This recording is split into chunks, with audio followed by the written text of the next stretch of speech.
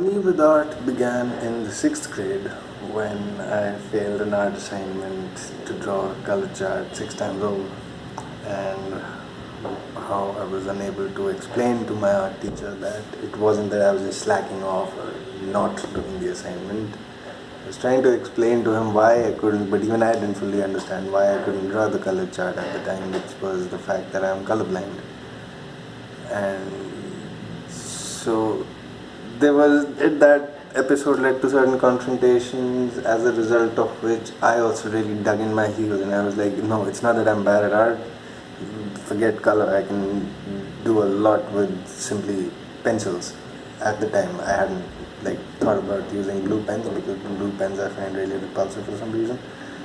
So I stuck to pencil shading, got kicked out of a bunch of art classes for the next decade, and around 15 I started experimenting with black ink.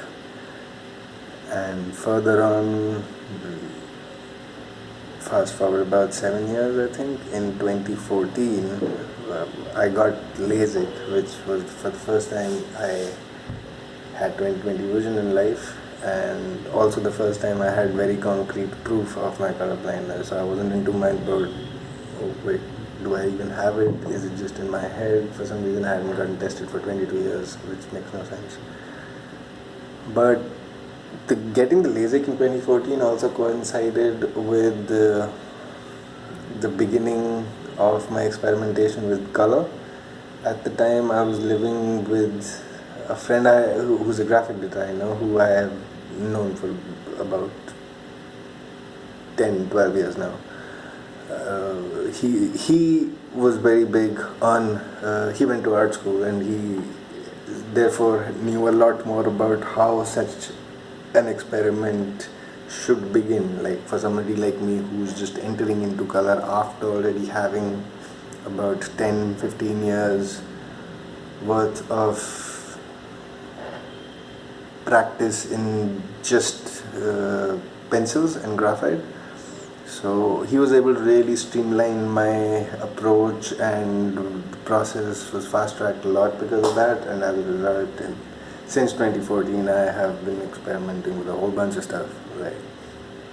I have experimented with acrylics, dry pastels, transparent inks, and ink blocks so far. I hope to also experiment with oils and ceramic in the future. Oils probably sooner, ceramic is most likely a little further away in life, I just feel. How Conferro Heritaè can help an artist like me? I feel like an entity like Conferro Heritaè can level the playing field for an untrained artist like me. There is a lot of chagrin or reluctance, or whatever you want to call it, in the traditional art industry, so to speak, in the back end, that is directed towards untrained artists without a long history of formal art education, etc.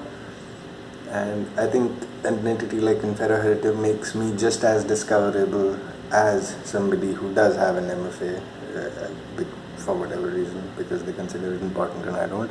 But it